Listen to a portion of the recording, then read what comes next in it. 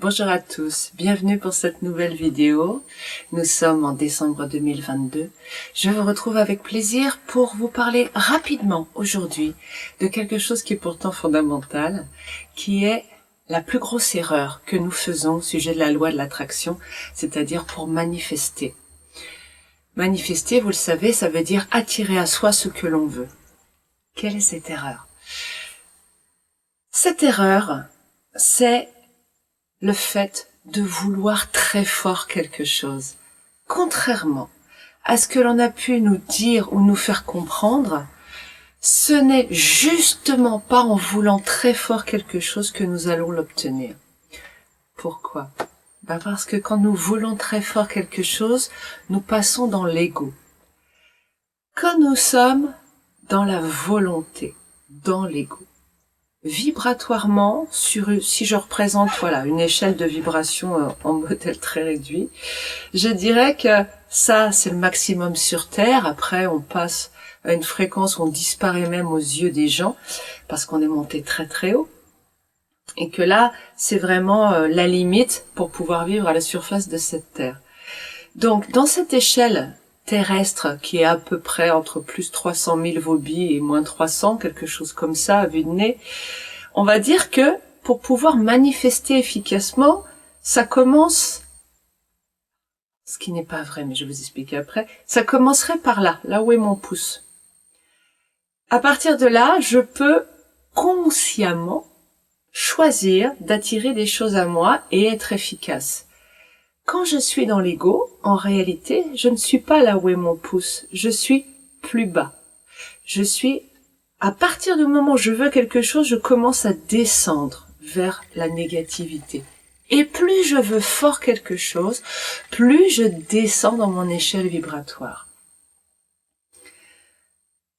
Est-ce que quand je suis dans la négativité, ou est-ce que quel que soit mon niveau, je n'attire donc pas les choses? Si, j'attire constamment. La loi de l'attraction, c'est comme la loi de gravitation. C'est l'idée que ce que nous émettons attire en permanence. Nous sommes des aimants. Je simplifie pour le faire comme ça, compréhensible par tous. Donc nous attirons constamment des choses à nous.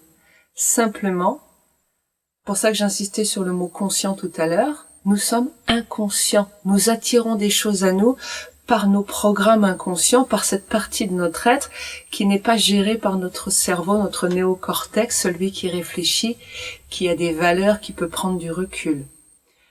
Mais constamment, j'attire des choses à moi. Donc, ça veut dire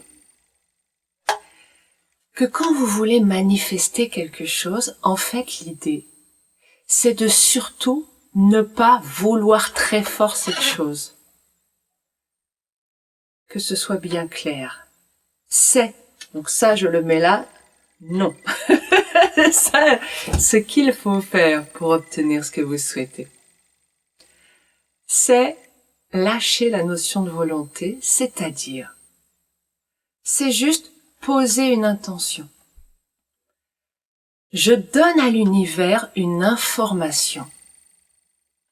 Cette information, je la pose simplement et je m'en vais. Ça se fait pas, ça n'a aucune importance dans ma vie. Vous remarquez que quand je suis dans le vouloir, si j'ai pas ce que je veux, je suis malheureux. Je suis frustré, je suis en colère, je suis dans la négativité. Donc c'est clair que mon conscient, il n'attire rien là.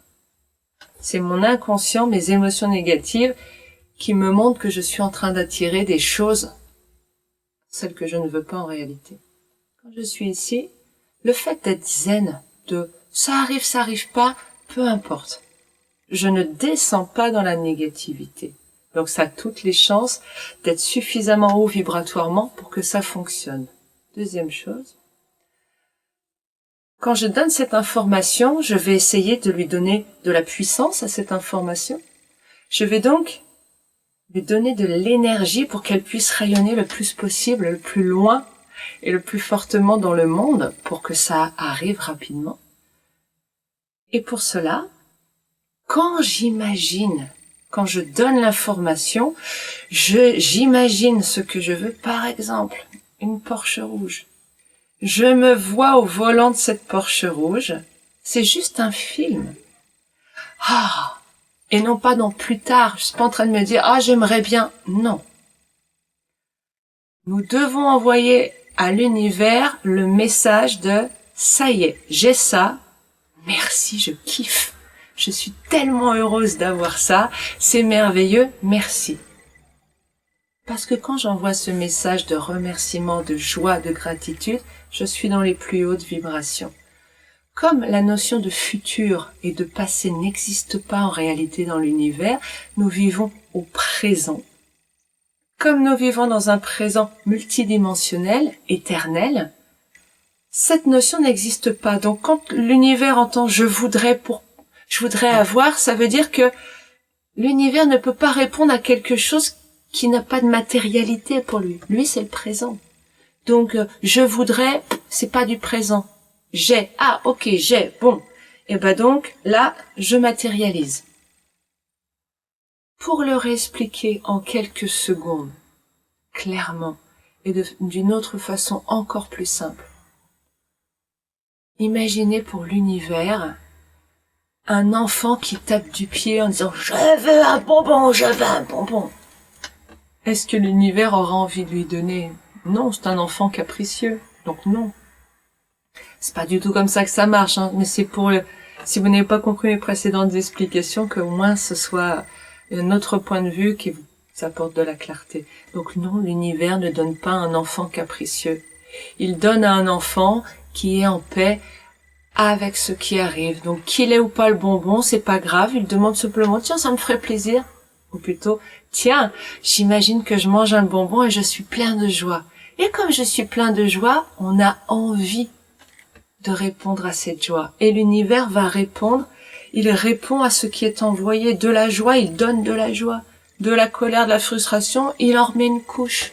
Vous voyez le système? Donc, arrêtez de vouloir très fort les choses.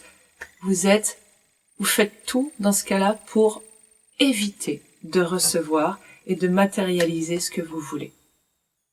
Je donne une information à l'univers et je monte dans la vibration la plus haute possible.